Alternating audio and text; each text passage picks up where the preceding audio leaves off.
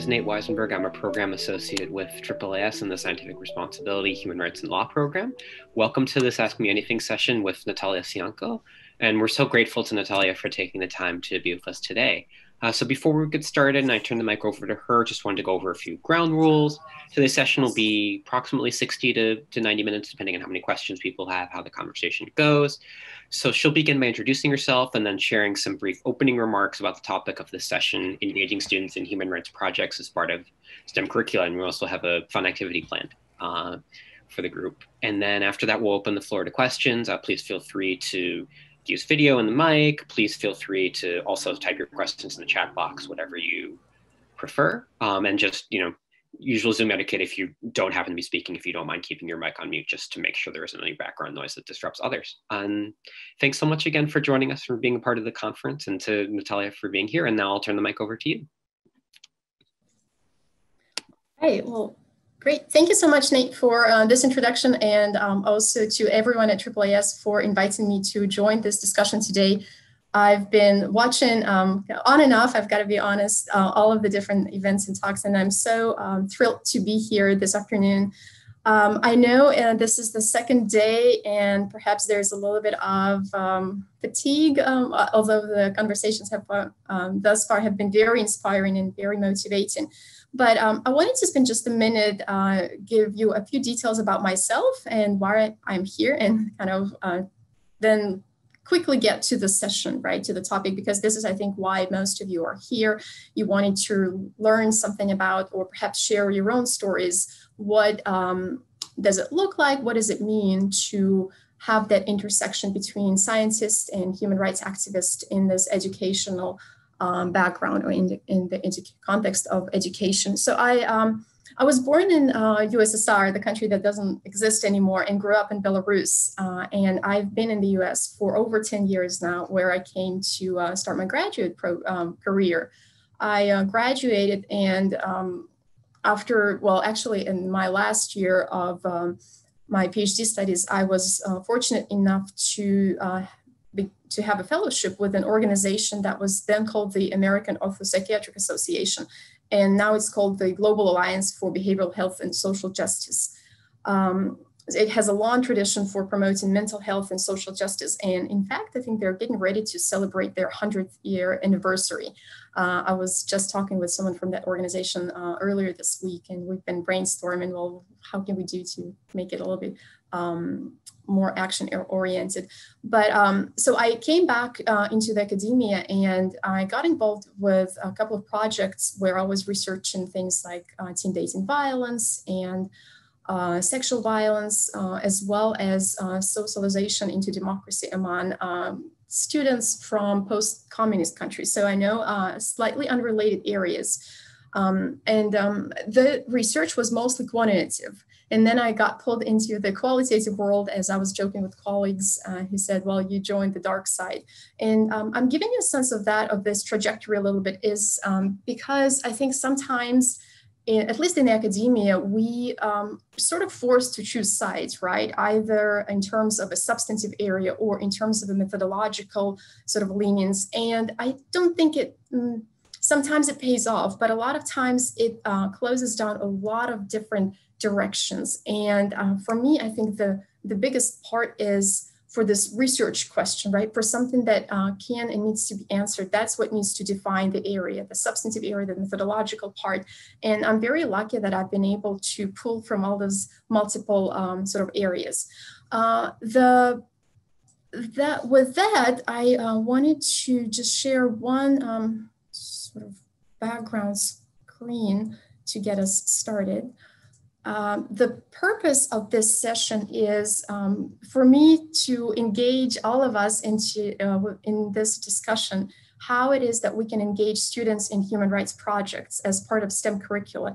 And I am very drawn to this topic because primarily because it overlaps with one of my areas. As I mentioned, I've been fascinated about what adolescents think about democracy and how it is that we can promote those attitudes and values and behaviors that are conducive to democracy. And one of the things that I quickly learned is that those things don't develop all of a sudden when adolescents become 18 years old, right? We don't get democratic citizens when they're 18.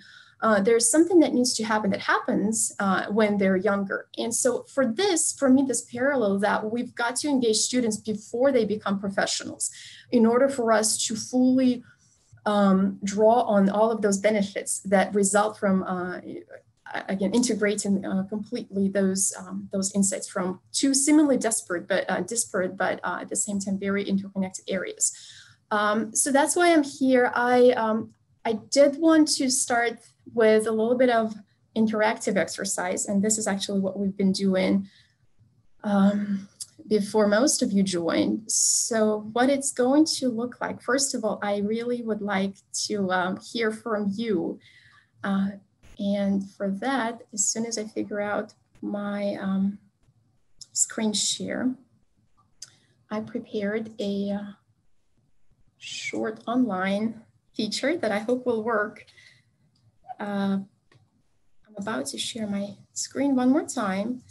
And what I would like for you to do is, even though it's a fairly manageable group, instead of going around the room, which I would still like to do with you so that we can have a little bit of that an interaction, is I just shared a link in the chat box. So with which, if you don't see the link, please let me know and I'll try to, together with Nate, navigate you to that part. So what I want to do is for us to get a sense of where we are, who we are. The link will take you to a website space where you can use a number of ways to identify yourself. My feeling is that most of us are probably here in this part of the world. My own sticker is sort of in this red. I know Nate has put his own sticky note kind of right above me, a little bit to the north. We've got Dave, who's identified his location. Excellent. We've got Abigail. And yeah, let's just take a minute to see where people are. And this is something that I found out. I was in a workshop earlier this summer, and one of the organizers were using this feature. So I really liked it. I felt it was very engaging, but then forgot all about it up until this conference came about. And I thought, let me do something different. So we'll see how this goes.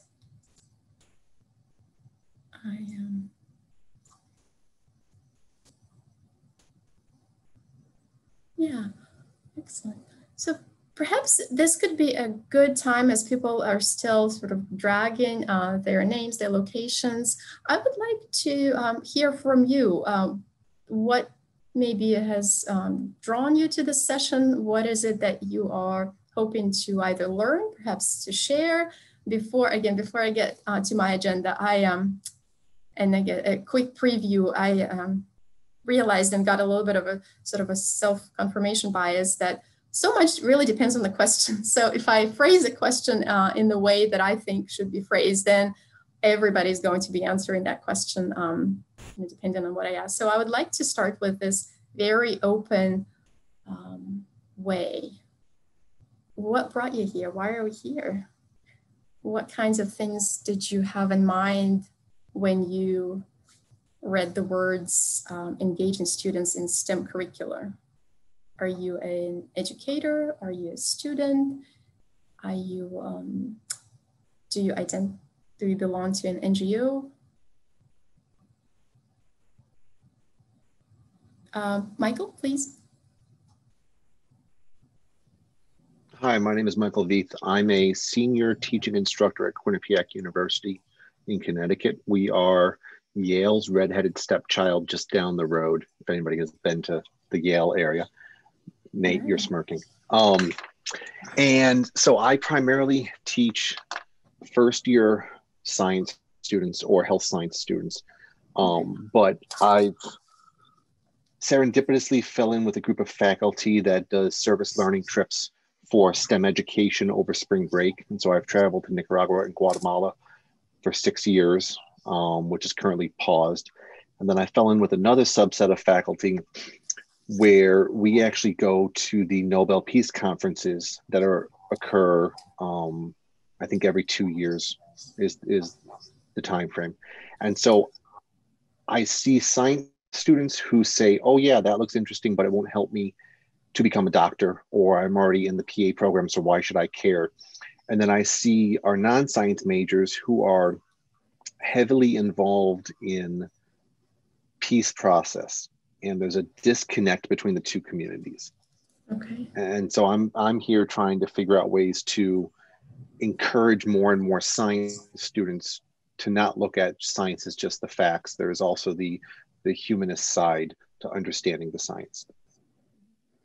Excellent. Thank you so much, Michael, for sharing this. So you're actually coming from both sides, which I hope will be more and more of the case. I think still, perhaps from my limited experience, there's more of a sort of one perspective I identify, in this sort of silo or in this bucket, which again is nothing wrong. That's how we are socialized, how we brought to live. But that's really great. I took a few notes. Who else would like to tell us a little bit about yourself, so that we can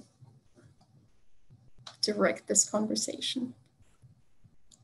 I guess I'll go. So hi, I'm Abigail Hills. I'm in the STEM education and DEI departments at AAAS. My background has been K-20 education, but one of the pieces that I realized that I'm missing is this whole HR piece, hence why I'm attending this session and also the broader conference at large, because I don't ever apply human rights into anything that I technically don't, or I don't think about it. And so I'm just really interested in all those opportunities available. Yeah, it's great to have you here, Abigail. I hope that you will leave with a few, not just inspirations, motivation, but also some tips for how you could actually integrate those principles into your work. Excellent. I hate to do this like I usually do in my classes, to call on people, but let's try to get a few more people to introduce themselves.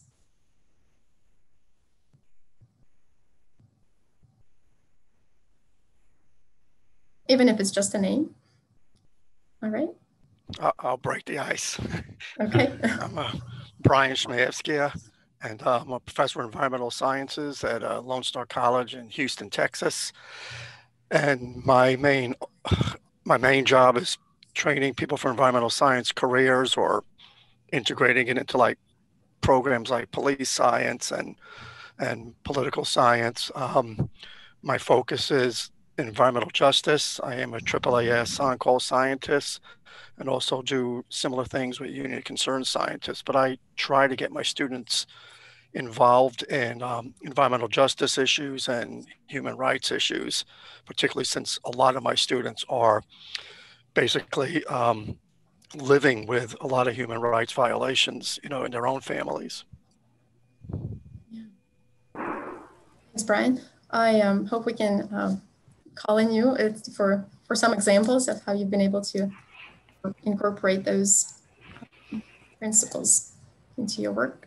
And looks like we got a couple more people joining through those introductions. There is not a formal piece in this session where we do the introductions, then switch to some kind of lecture and then an activity. But I do feel it's really important to have this sort of getting to know each other a little bit out of the way. So we're in this initial stages of setting the stage, so to say. If you'd like to say something about yourself, or perhaps what motivated you to come to this session, feel free to do that. And if you're go ahead. Yeah, I'm Mark Kendall. Most of my career was teaching people ad hoc about how to do research in the social behavioral sciences. Mostly I was at Stat Research Division of Census.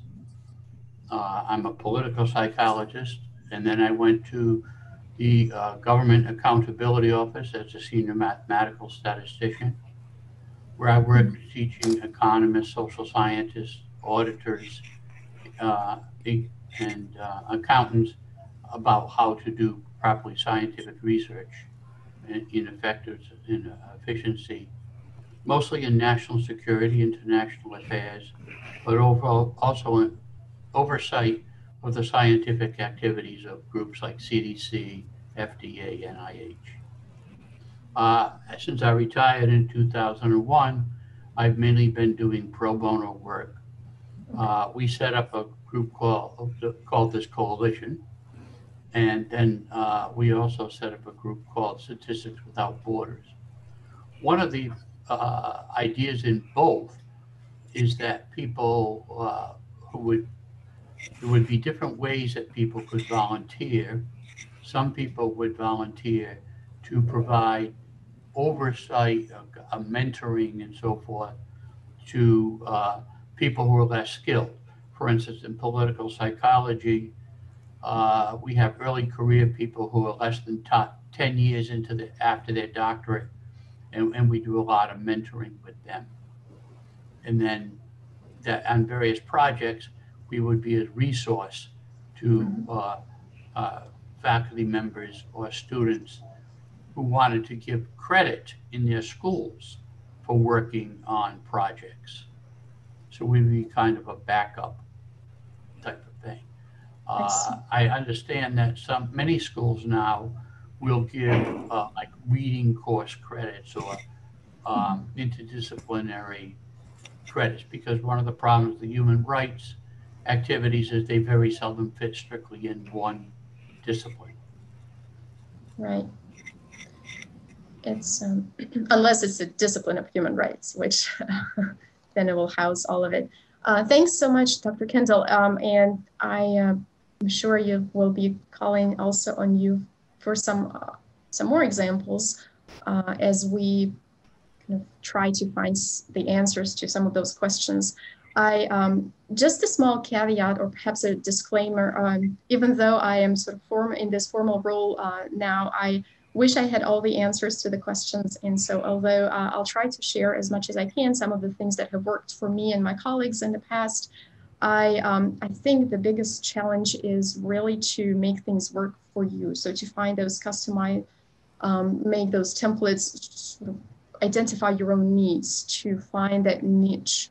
And those are the things that are best, you know your own gaps, your own strength, the best you can. And so that's where the real advantage, and also the challenge at the same time, of pulling insights from different disciplines is that there unfortunately aren't blueprints. There may be a set of best practices that we can pull from, but I just wanted to give that big disclaimer, thinking that, those complicated questions, and sometimes we may be intuitively drawn to simple solutions, and sometimes perhaps the answer is simple, but my experience tells me that it's a little bit more nuanced, a little bit more complicated. I wanted to, again, if somebody would like to introduce themselves, please feel free to interrupt or raise your hand or start jumping. I'll try to notice you, but I will switch screens back to just a few slides. I was trying to not prepare any slides, but old habits die hard, I guess. We are all used to having that formal part when it comes to presentations, right? I'm sorry, Melissa, did you want to introduce yourself? Just wanted to say hi. I'm having to jump between this and class today. I'm a student at ASU in Phoenix, Arizona, in the Masters of Science and Technology Policy program. First year master's student. So Science and Technology program? Science and Technology Policy. All right, very interesting. Great to have you. Thanks for joining. Anyone else? Well, I can say something. I'm Dave Rabinowitz. I'll make myself visible, but I'm in a public location at Oregon State University, so I have to wear a mask. But I'm a retired engineer, not a scientist. And when I look at human rights and science, I look at the phrase about, I think it's Article 15, which says that people are entitled to the fruits of science. And basically, to me, that means technology. People should have access to technology. And one way to make sure that that happens is to make the technology usable, even for people who can't read people who can't read or understand a specific language, or people who don't have access to electricity or online systems and such. And the idea is to train engineers to design devices in such a way that people can use it without prior knowledge and prior infrastructure. That's excellent. Such a nice goal and inspiration. For some reason, I'm not able to see the chat, although it's on my part, I believe. Did that mean that you get into human factors engineering and, in fact, human factors psychology? Well, Dave? Well, human factors is part of it. And human factors is involved in everything in technology. Yes, but not always explicitly. Mm-hmm.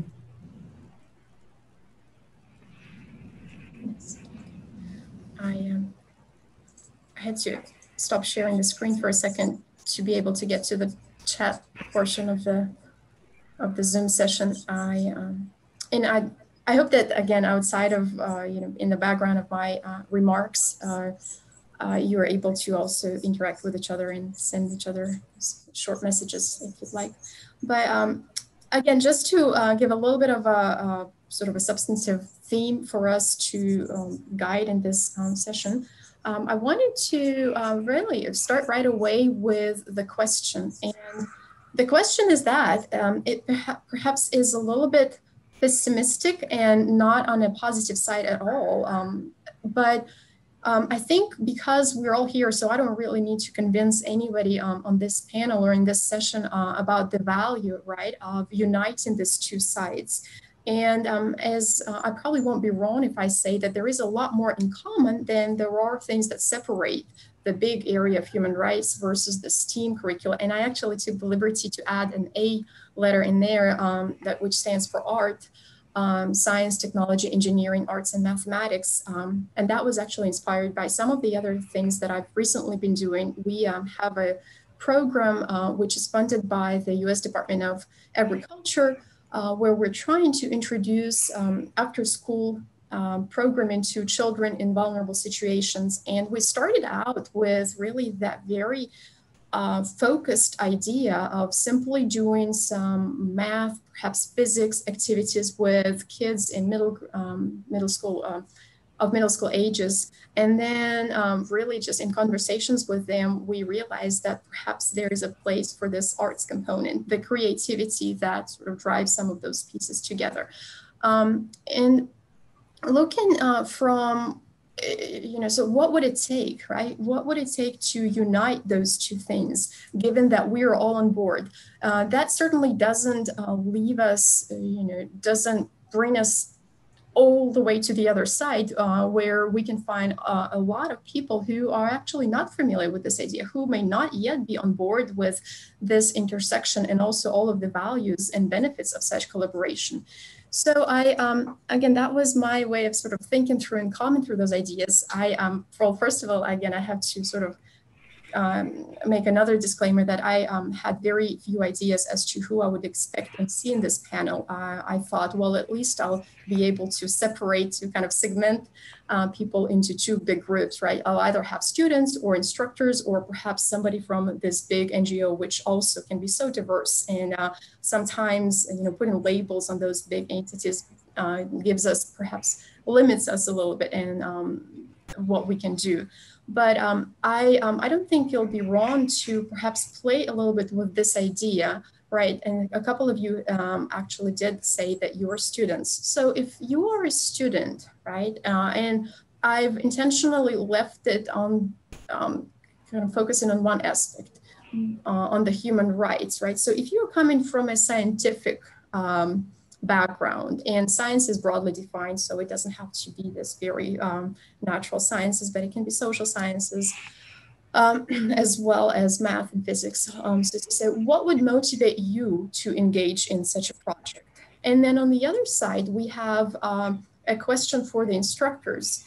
And so that what I would like to do is to switch back to our online platform, and for people simply to put just a few thoughts that are percolating perhaps in your minds, to see what are those either benefits, challenges, perhaps something that gets in the way. What are those obstacles that need to be overcome? And by looking at those, by kind of trying to center our conversation just with these two initial pieces, I think we'll be able to move to a couple of examples. And I will also share with you an example that I had a few years back, which is sort of a success story. I didn't want to lead with that because, well, so let me switch one more time. And again, what I am looking for at this point is for people's ideas as to what would it take for you, right? If you were wearing a hat of an instructor. So I'm sharing the same link. If you have it open, that's great. If you, I'm gonna share it one more time. If you don't, so this would be our fourth tab. Thanks, yeah, so what would it take? And you're welcome to use existing notes or a quick clarification. To bring a sticky note, you can simply double click. The way to make it a little bit bigger, you can use the little scrolling wheel on your mouth bars. And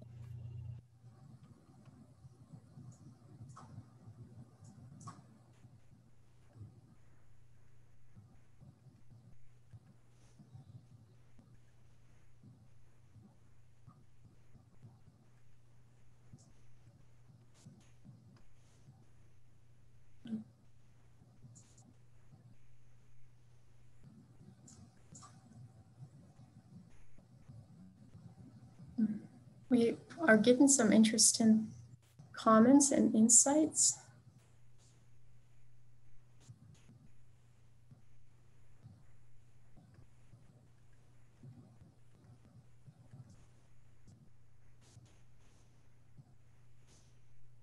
Very practical, pragmatic things such as course credit or discount towards tuition, which is absolutely such a big part of our experience require as a general education for graduation. That must be coming in from an instructor's perspective. We have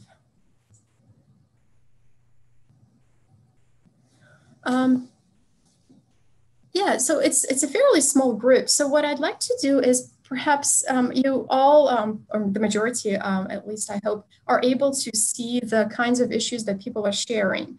So if I were to summarize, or if we were to build sort of this big strategy, right, that would give us the necessary tools which we can use to make that collaboration work for everybody.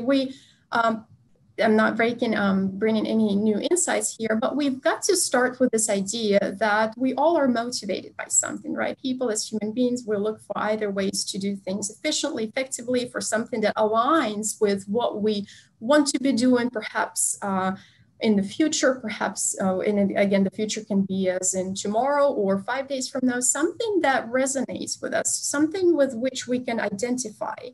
And those things differ, right? And the easiest way to see those differences is simply to look where we are now. Depending where we are, then of course, our needs and wants and aspirations will be different.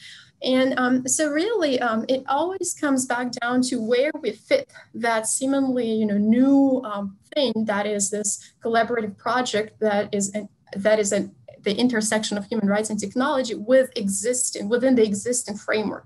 Because we're not coming in and working with this very clean sheet like we started this session today, right? I brought this nice blank screen and I said, hey, let's put all those sticky notes. It would be great if we could start anew, but we all already have existing commitments. We are already doing something. And so the real question, which again, I think determines and defines the extent to which any such collaborations will be even possible, right? And successful, and we can add all those adjectives, is to see how well we can integrate it into all of those existing lines of things that people are doing.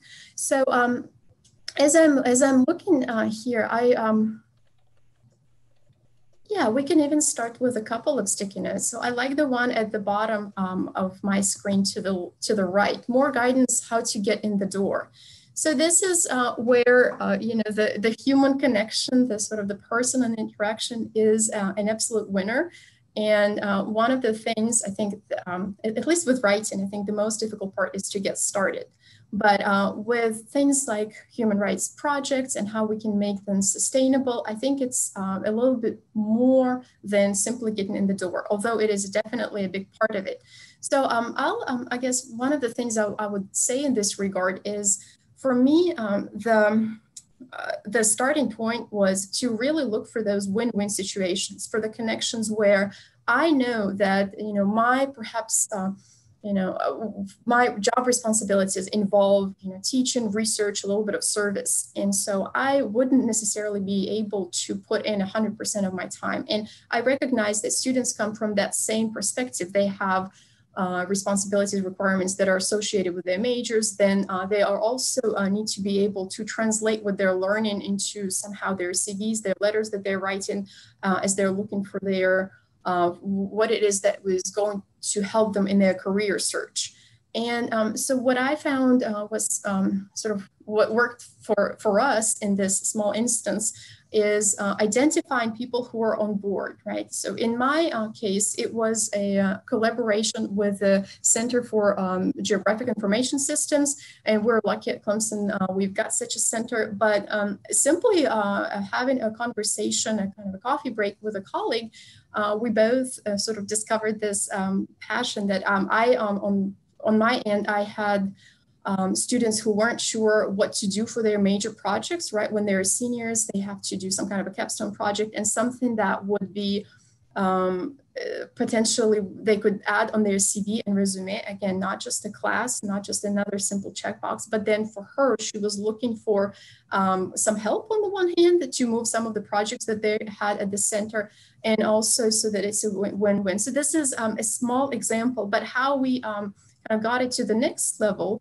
we actually partnered together and did a class where we both were teachers. So she took over the GIS part, I took over the part where we were doing a little bit of background on what Article 15 is. And I'm going, instead of simply telling you what I did, I'll just show you one quick slide with that.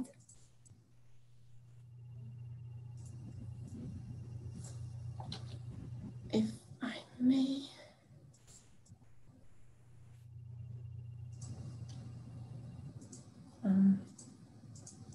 So that was a few years ago, and what we did, students basically helped us. They joined the project that Jessica and I with Teresa were working on at the time, and they were combing through the reports that different governments, different nonprofit organizations would submit to the council, and we tried to figure out, can we pull the pieces from those reports? So definitely that is a doable task. So one piece of advice, perhaps not to students yet, but to those of you who identify as instructors and thinking, well, how can I look for those strategies? How can I find those needs? One thing that brought it home for me was you can't engage students or motivate students by simply talking to them about those big ideas. Basically what I'm doing right now. It's got to be a defined, almost like a SMART goal, right? So when I come and talk to students and I present my ideas as in belonging already in some kind of shape or format to a project that is going or perhaps will be going, it is taken differently. If I am on the one hand coming in with simply ideas about, these are some of the benefits, these are very, very abstract in nature, then the feedback that I'm getting, yes, the interest is there, but we don't know. And what happens is that when there is an unknown in the substantive area, when there is an unknown in the actually how to do it, then many people are not sure.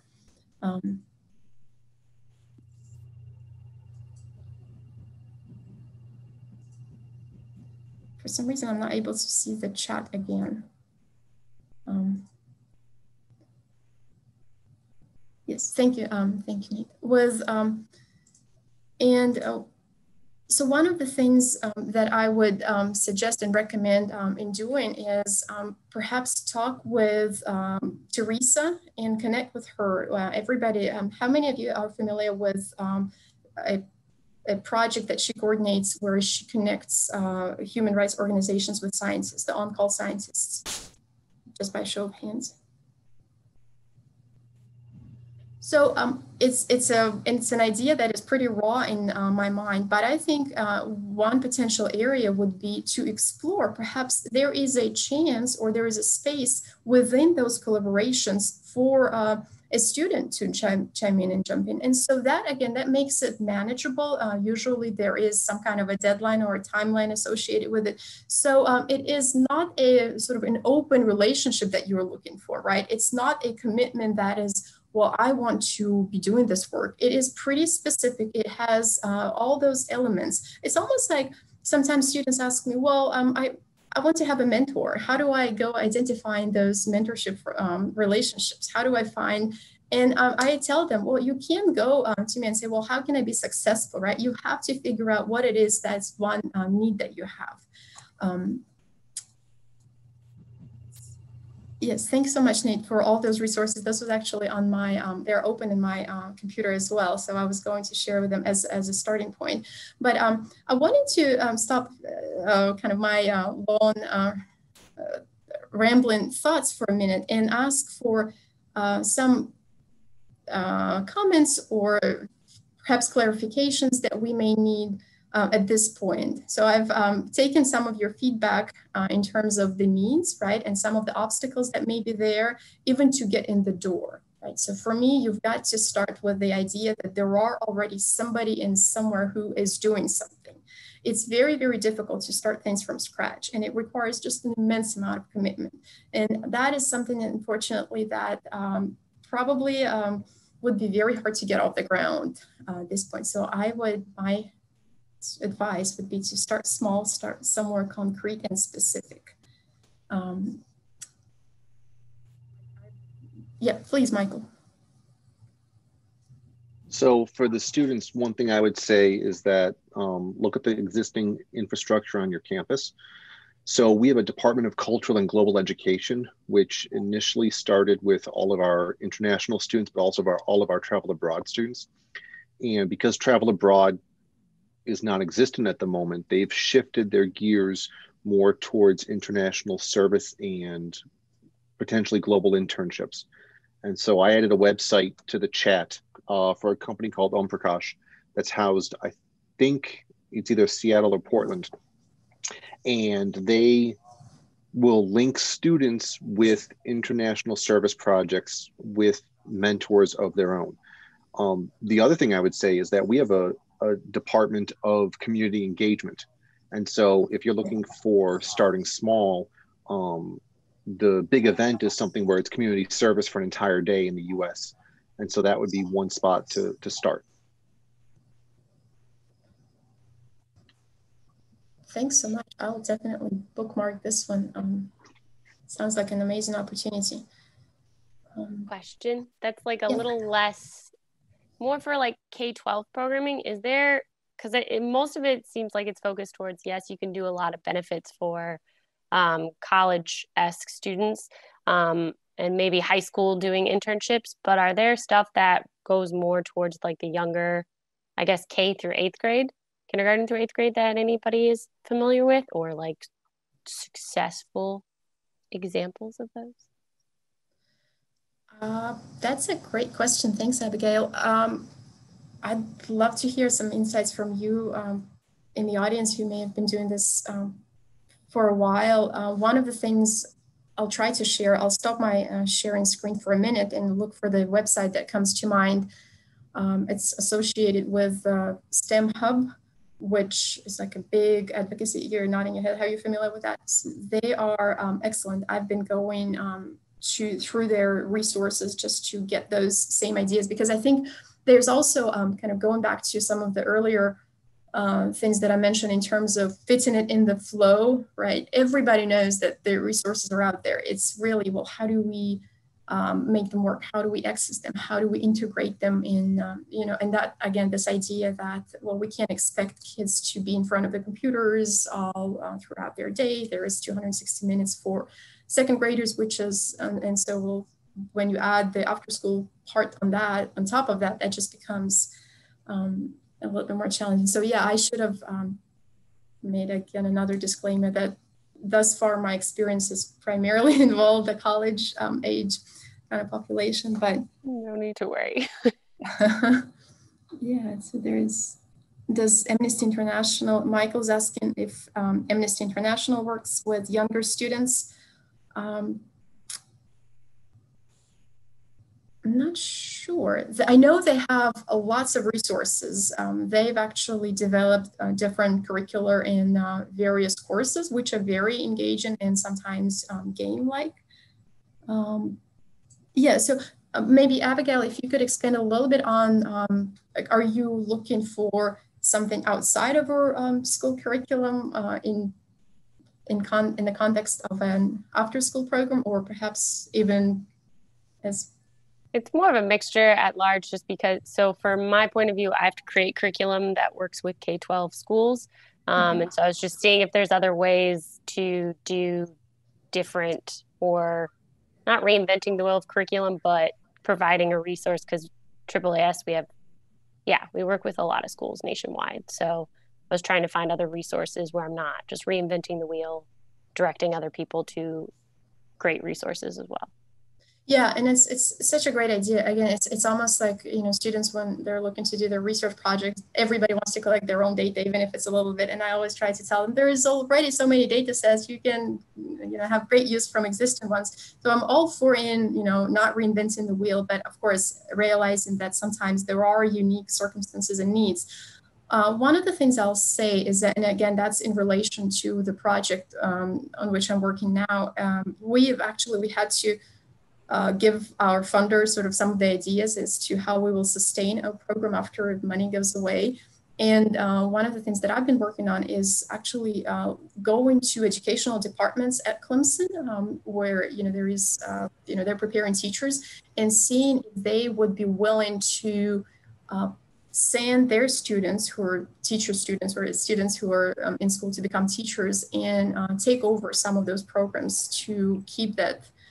It's been really great. A lot of times, of course, just like any other initiative, it depends on the person. The person leads who's been very passionate and engaged, and then the whole initiative leaves or falls apart. So that's sad. But that's one of the things that I think has great promise, because of students. Really, there was one, I would say, not obstacle, but just the reality where students weren't as interested in contributing to after school programming as opposed to being in school. And that had to do with, their program requirements, because they're supposed to put in a few hours, and that had to be in an actual classroom. Another potential good resource is the Peace Corps. Unfortunately, they're not active at the moment, but there are a lot of returned volunteers who are actively urged to talk to school groups at every level. And they know the volunteers have a pretty good idea of what's needed, especially from the point of view of the results of science. And they could certainly give ideas. Yeah. Thank you for sharing that, Dave. Let's see. Yes. Please. If I may, many organizations are required by funders to do evaluation and monitoring. And very, very often, at least what I've seen over the last, since the 70s, most of them do not have any behavioral or social scientists around, and don't even know that they need behavioral and social sciences. They're supposed to do program evaluation, don't even know what that is. They don't know that basically the old definition, the old name of program evaluation was applied social science. the names change for different things, but so people don't even know. And sometimes they're not getting the guidance if people even know that they could consult. But the other thing is with students, maybe you won't yet have the expertise, but you can use it as an opportunity to develop expertise. Many students can use rough tools like Excel, but they really need help getting into doing real analysis, which you would not want to use a spreadsheet. Just as you don't use a screwdriver as a chisel or a wrench as a hammer, you don't use a spreadsheet as a statistical package. There are many, many reasons why that has problems. And if you're academics, you may have access to better tools that they wouldn't have. So that's another thing that you could bring is your access, even if you don't yet have the expertise. And you could work with your local people or with outside people to enhance your expertise and develop their capacity. Almost all funders now require program evaluation. Yeah, and this coalition is actually a very nice, I believe, set of resources for evaluation. It looks like one of participants is wanting to contribute or share a screen. Maybe not. It's just still getting used to the technology that's all around us. Just to follow up on some of Dr. Kendall's thoughts, the idea of sort of scaffolding, right? Providing just the right amount of help and support for students. And I think it ties with what I've previously described as making sure it's a sort of a fairly definitive, specific project that you're asking students to contribute, that it's not this open-ended concept, which just may, again, excite, but could be extremely difficult to get off the ground. And it's very common with some professional organizations, I believe. Again, this is this big sort of disclaimer that it could work in principle very well with college students. What professional organizations do with their student members, right? So they would involve them in perhaps those activities. What does it take to produce a policy brief, so to say? So many students are interested in those things, right? They want to know how does it that we can influence policy. And so it can be pretty intimidating, right? To come into an organization and say, well, or even after somebody graduates with a degree, right? We don't all of a sudden develop all those skills and sort of intuition and the other ways to get into this world.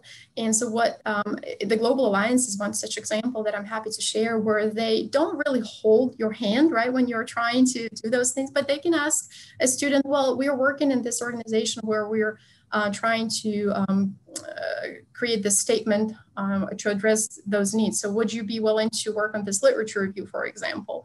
And so that makes it, again, a little bit concrete and manageable too for students. So with, let's see, something else. So I also wanted to give a chance to share, perhaps at the expense sounding repetitive, a few other resources that Nate may have already shared as I am rambling, and that is the tools that AAAS has pulled together. So if you don't remember anything else about this session, I hope you remember that there is a really nice resource on syllabi, right? So just mainly geared towards instructors, but also can help for students who may not be willing to commit to an entire course, right? Or just don't have the capacity, the opportunity to join a class on human rights, but just browse through those materials at your leisure. We all have so much free time these days, joking. And there is a tool that is called Human Rights Toolkit. I think I may have navigated away from it. but it's there. And again, I know it's a little bit more than just a matter of knowing that those materials exist. It's actually making it, part of your sort of routine. So again, not making it completely about me, but as I'm thinking, I really would love to have another experience as we had with Patricia and working on this project. So I, for example, will be teaching a qualitative research methods class, and in my mind, one of the requirements is for students to actually do a project that involves those qualitative methods. And so I thought, well, one of the ways would be for me to perhaps get in touch with an organization where they need a, somebody to conduct an interview. And of course, for me, it would, require a little bit more work, a little bit more, reaching out and behind the scenes emails. But then in the end, it's really worth it. And students, one of the things, again, it's kind of on the cautionary side, but so it's a really balancing act. Why I found out that they'll complain about the amount of work that those things take, but then in the end they like it. And so for sometimes when I look at the evaluations and I read those things, oh, like, don't take her class, it's so much work. And then somebody will just say, no, it's that's how you learn. So it's just be also one of the things, again, for instructors, be open about the amount of work that it may take. It's definitely more than just, reading through things and easing through those tests. These are the softer kinds of skills that may not be as easy to assess and to kind of recognize even. And that's something that students, may, we're trying to kind of to cover multiple aspects, and not that I've figured out a way to do it, but that's one of those obstacles that we need to prepare to at least try to foresee as much as we can. All right, so any other thoughts? I just finished a project actually with Oregon State University on a grant from Sigma Xi, and this was working actually with middle school and high school kids, and we wanted them to get engaged in their own community. So we picked a Latinx population in Houston and also in on the West Coast, particularly around Oregon, California, and we got kids involved in. And this is out of my comfort zone. I'm pure science, but then my colleague was a musician, and we got kids into developing corridos or mariachi songs on how to communicate the impacts of COVID and public health communication about COVID on their communities. So they were looking at their own perceptions and then putting those perceptions into a corrido that the kids posted on social media.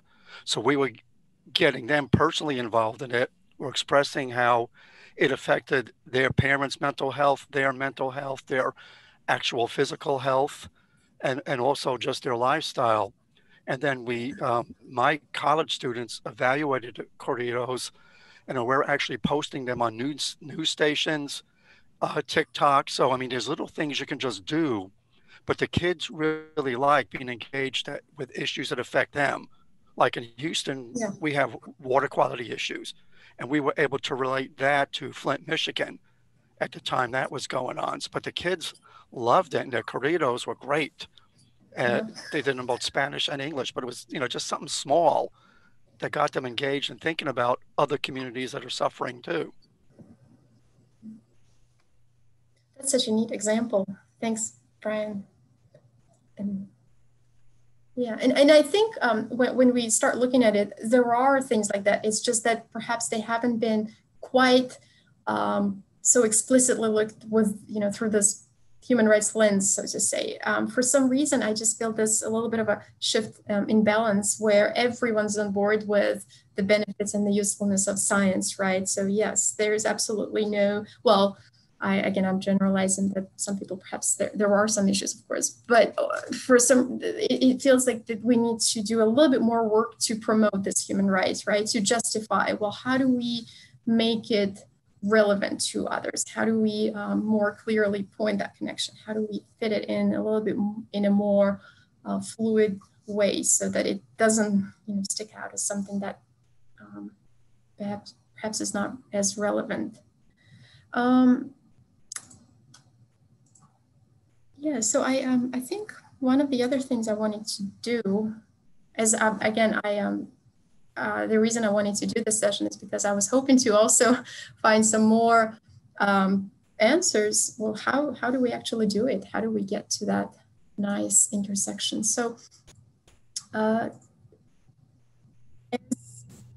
as we're looking at that same screen, one of the things that is open is, what are some of those needs, right? And even I think especially if you're a student, right? With just looking more broadly, not necessarily, again, with a very closed view on the intersection of science and human rights. But if we look at the kinds of things that we need to be researched, right? Maybe it connects a little bit with what Brian has been describing and how students do enjoy and do get involved as soon as they feel that connection, that this is something that, again, with what they can identify with. And I think it's so important and inspirational from just listening to the speakers from the conference that science, doesn't reside in that vacuum. Science lives, in this context of the larger society, and so do we, right? So we already have that connection. But what are the things? This is maybe kind of a little bit of a researcher in me, or the wannabe. What future research needs do you think we can? Why is there a disconnect between? Oh, I like that. I can maybe spin it into a project for my class. Thank you, whoever put that comment. So one of the questions, or I'm sorry, possible directions to examine is to try to answer the question, why is there a disconnect between science students and the liberal arts? I like that. I perhaps will turn it into a more open-ended question. Will kind of, what do we know, right, about some of the perspectives? No, you don't like that. You want to go, and maybe it's my the dark side, right? The qualitative side. We want to step away from this positivist view of the world and try to embrace a little bit more of an alternative. Well, one thing that leads to the disconnect is the fact that while science students are required to study liberal arts subjects, liberal arts students generally are not required to study scientific subjects as much. And so people just don't meet. However, some of my most valuable courses, I was a philosophy, scholastic philosophy and general philosophy, graduate record exams to finish my undergraduate degree. And some of my philosophy courses were the most valuable ones to me as a scientist. And I think that there is an artificial disconnect. You talk about qualitative methods. Sometimes that is a false distinction. And for instance, people who do focus groups or series of interviews and they say they're doing quality. Or for instance, doing word scrapings where you generate the maps of all the words that are near each other. Or what I've seen digital humanities people do is take all the take all the rules that were in there for the rules of monks in the 12th century and use that to actually figure out where to dig for the where the actual boundaries of the old monastery were. So that my view is to go back and forth and really not see a distinction. But it's not, it is. Very often people are afraid of the math part of it partly because of the way math is taught. It's not seen as statistics for many people is a barrier to getting through school. It isn't seen as a way to help me do more careful reasoning and make more careful understanding and information. That's the kind of thing that much stronger integration, learning. Some schools are starting to have schools on how to think with numbers that go along with logic classes and rhetoric classes and things like that. And I agree, and I hope that at least among us who are here in this session, that we do embrace and recognize that, you know, qualitative and quantitative are really complementary. And then, of course, each has its own value, but then the best, sort of the most balanced, the most comprehensive way is when we consider both those perspectives. But bringing it back a little bit to the theme or the topic of this discussion, I was curious, what if we were trying to approach the question again that is really unanswered yet? Well, how do we do this? What if we were to take this critical view of, well, these are some of the things that are really difficult for students in this sort of areas, right? And look at the other side as perhaps something that can offer solutions, or not necessarily solutions to those things that are difficult, but open up some, I don't know, new opportunities. And again, in abstract, I think that is something that we get, but let's maybe think a little bit in more specific terms. What would those areas or gaps be, right? Either thinking about what's holding students back, what's holding us. What would be some of those concrete examples if we were to further promote this idea and get more people on board? I chime in a little on this because particularly in Texas, with the college system and also with the K-12s I work with, we're very bound to specific discipline-specific measurables and learning outcomes. And very few of us are afraid to breach the boundaries. And I'm working with a group, actually it's a couple of environmental ed groups, particularly elementary ed, because I'm finding out there's some leeway in that. And instead of doing our traditional assessments that are mostly factual, I hate to say, particularly in the sciences, mostly rote, we're looking at other measurements of how do you understand science. Now this might, and actually this is important for scientists too, where we can measure emotional maturity of the content knowledge, application of content knowledge, social impact of that knowledge. And that's what the Corridos brought out with us, how kids were basically literally frightened by the public health messages they were getting and the statistics they were getting for their population, because they were almost looking like it was a death sentence in a way with the way the news and the public health agencies were reporting, COVID. So I'm finding myself dropping my analytical side and working with the social science people and God forbid, the education people on coming up with other measurements of science knowledge besides just facts.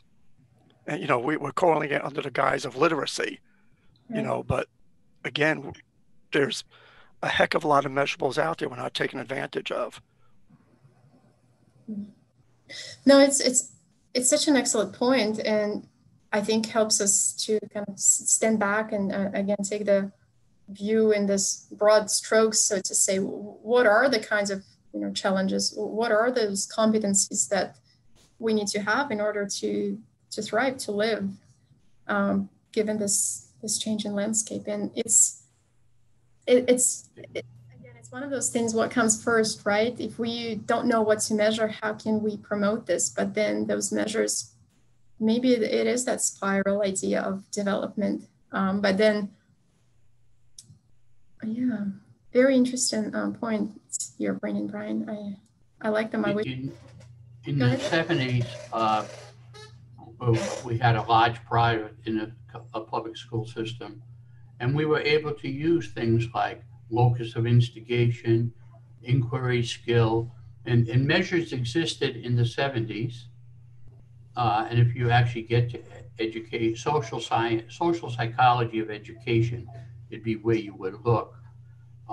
Inquiry skill, creativity, And so, yeah, some of the questions like, how would you go about deciding where to place a playground? You know, there would be that kind of thing. That was certainly around in the 70s, and you know, and those kind of things you could probably circle back. These things come in waves, and and so yes, just the fact that there were things on how to teach general curriculum like that. There is a raised hand from Judith Tornia-Porta. Dr. Porta, Tornia-Porta, please.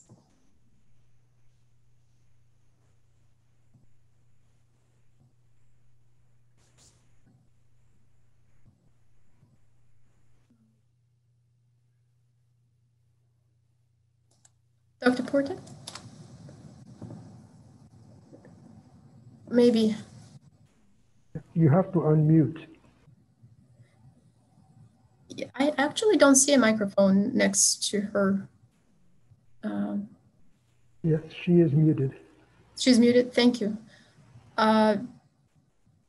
Tornia-Porta, you are muted. If you could please unmute yourself. It is, what is the shortcut on the keyboard to unmute? Does anybody remember? If, depending on which version of Zoom you have, you can press the space bar and that'll unmute you in some cases. Thanks for the tip. Yeah, try. Okay, the camera is on. Excellent. And looks like the. Okay. Is it working?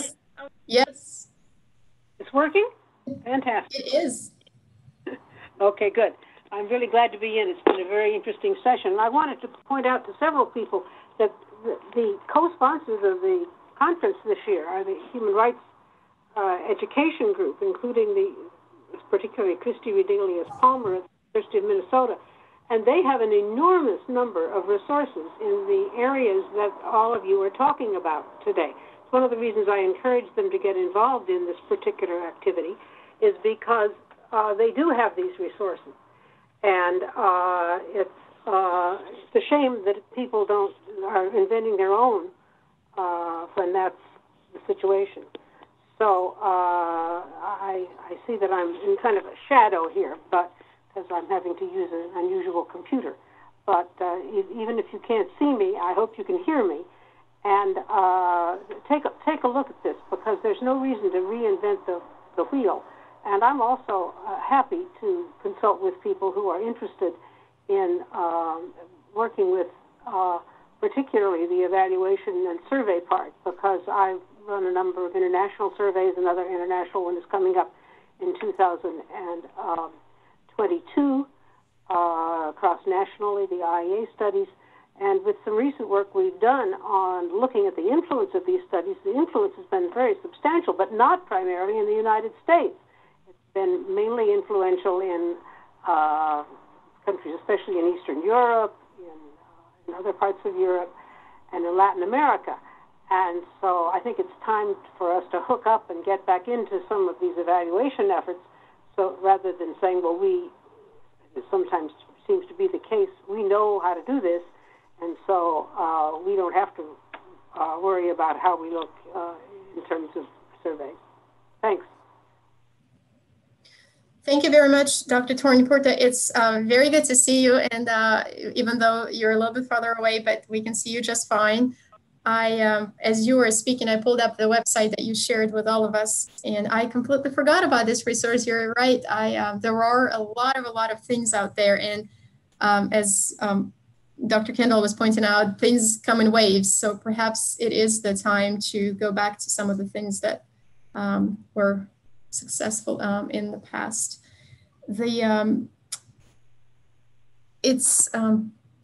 I hope that this kinds of questions and sort of answers and rambling remarks on my part are a little bit useful in helping revitalize or revive some of the things that you may have had in the past, or bring some new pieces to those to the puzzle of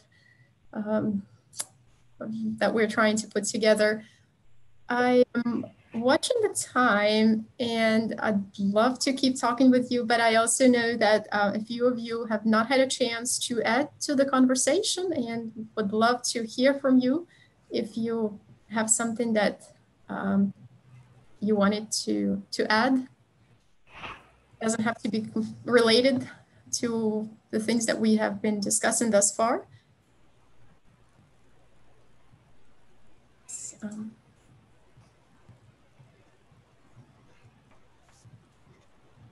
if I may, once again, a lot of times that with things that we're now calling human rights are done by organizations that call themselves social justice, women's issues, gay issues, and other names. In the social behavioral sciences, there are many, many activities that are going on in communities. Back in the 70s, we had a practicum in social change, which was all about human rights, but we just didn't have that vocabulary around. And so people would work with advocacy for this group, or advocacy for runaways, advocacy, anti-war projects, anti-rape projects. Anti-rape could be recast as human rights today. So if you go out and you find some group in your area that could use some careful gathering of information, organizing of, things like that, those are the kinds of things that could be accomplished by students with some guidance. There are many kinds of programs that need some kind of careful looking at, and it may be, or it may be that if you want to look at geospatial, help them get satellite photos of the area that's under, if that's the end of things you're in. So remember, a lot of the things that are human rights, the main point is things that are human rights are not necessarily called that by many other groups, but they could be conceived of in a human rights framework. so where are we? Are we a little bit closer, or are we still with, the big question marks in kind of back where we started? So and kind of in wrapping up, what would be the one or two things that people would take with them? Anything goes at this point. A website, a little. Yeah, the resources with the scientists on call and all of those, that's really helpful. As like a hub. Yeah. I would suggest just to take a look through the table of contents of the issue of Chance magazine that I attached, and see some ideas of things that are possible in different scales. In Maryland, it was rent courts, but it could be some other procedure which needs a systematic looking at their documents. In DC, it was whether or not prisoners were getting needed medications. There are so many things that can be done. That wasn't in that issue, but there were many other issues in there. Even if it's not your discipline, you might learn. And look and see what some of the other disciplines have done. Geospatial does a lot.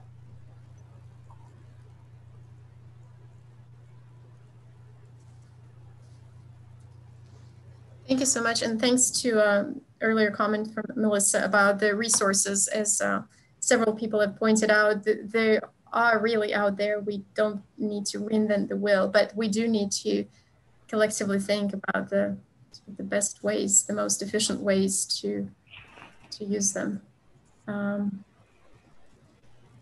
there is the on-call scientist. I think, I don't know, is anyone curious or interested in exploring that additional piece to the on-call scientist? I feel like it's not really my role, but I am wondering if maybe adding a student component to that pretty successful partnership could be a good idea.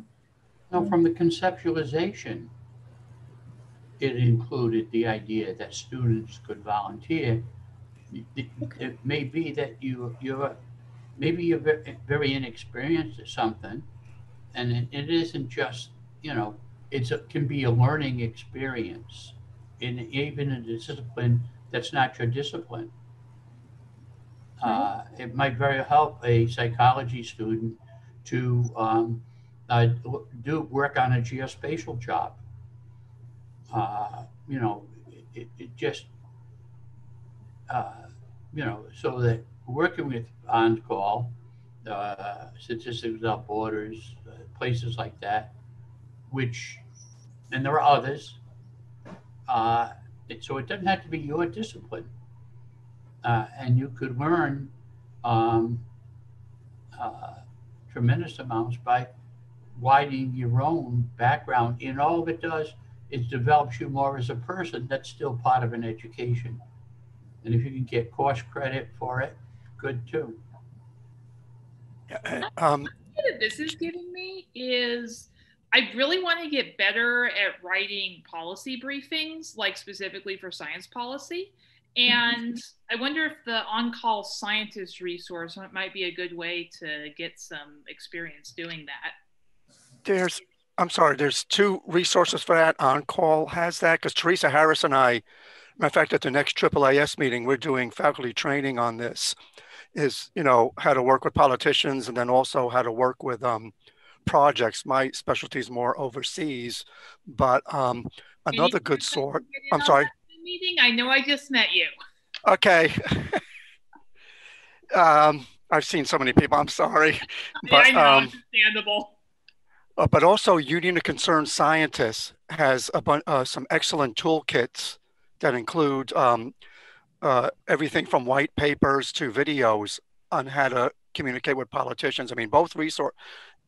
Union of Concerned Scientists is much more heavy on the advocacy, and on-call science is more along the human rights. So it depends on what aspect you're looking for. Now, if there's an agency whose job is that, for which I was the senior mathematical statistician, it's called the Government Accountability Office. And we have all of their products are designed for Congress. And they're free and they're online. And so it's some examples of things that have been prepared for Congress. That's the Congressional Research Service produces documents for Congress. If you look up briefs on all kinds of things, the Congressional, and they're examples of the type of things that if you want to write policy briefs, these are agencies that make briefings for Congress. I think the bigger point, but the same thing should work with states too.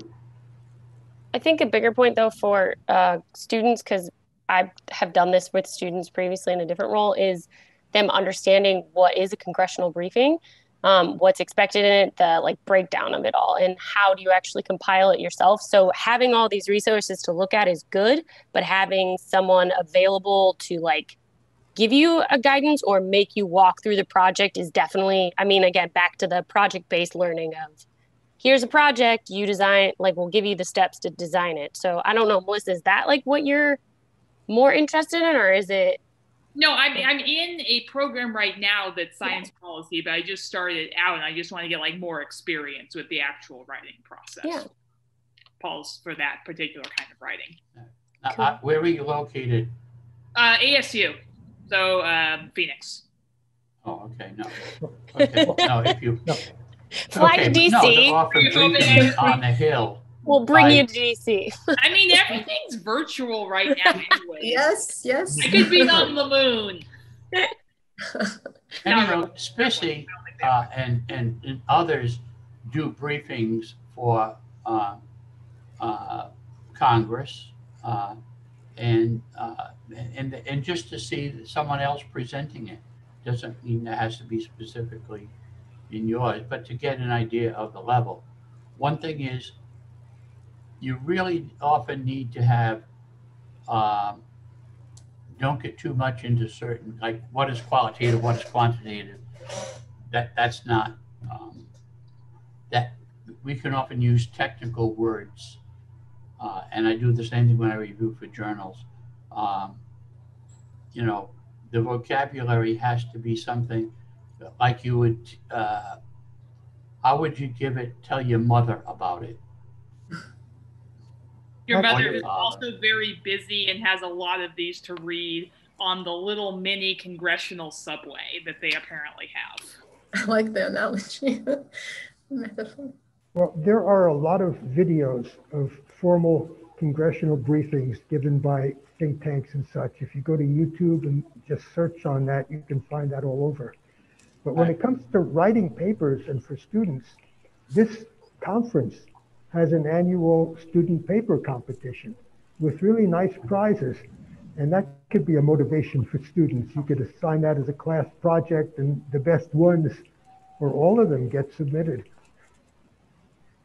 When I review for that, I tend to also comment on things that I think would help them write a better paper. I appreciated that.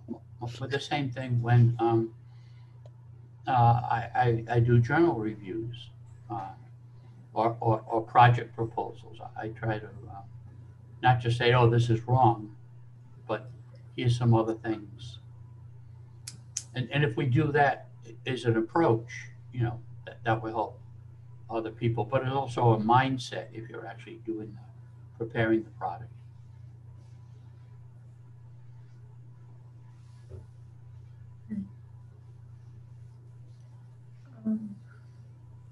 Well, thank you for the multitude of suggestions, and also again reminding us of all the wonderful resources that are already out there. I hope that everybody is familiar with the student competition that should have been mentioned by me early on. Well, we did get to hear and seen the recordings and then the live presentations as well. Oh yes, and Nate says that there are submissions are going to be opening soon, I believe, for the next round. Yeah, so be on the lookout. I think we are actually just a couple of minutes before the session is scheduled to close. I wanted to ask if there are any questions or something else that we may touch on before we are out of time. Can I make 2 suggestions? Please. First, if you haven't already done so, make sure you vote. And second, wash your hands. Thank you very much for this. If you go out. I'm in my own home. I don't do any of that. I don't have to do any of that. Clearly not. Maybe wash my hands here or there. At the very least, vote. I like that plan. Yes. And take some seniors you know and teach them how to do some basic stuff like how to Zoom, how to have a video call, how to use Instacart. And if you want minor things to do just for people, take some people who are, if you're on this, you must have some technical capability. Teach somebody how to do these things that'll make it less necessary for them to go out. Agreed. Those are very, very nice, wise comments, which sometimes we take for granted. Shouldn't forget. Well, I will just add to that, stay well, stay healthy. Thank you so much for joining, and I hope you learned a little bit. I definitely learned a lot, and I saved the chat. Thank you to, I believe, Dave, who posted the comment that we can do that. That way we have all the links in one place. I think we can close a couple of minutes early. Nate, I'll turn it over to you if you wanted to have a few words. to close the session since you've opened it to make it full round?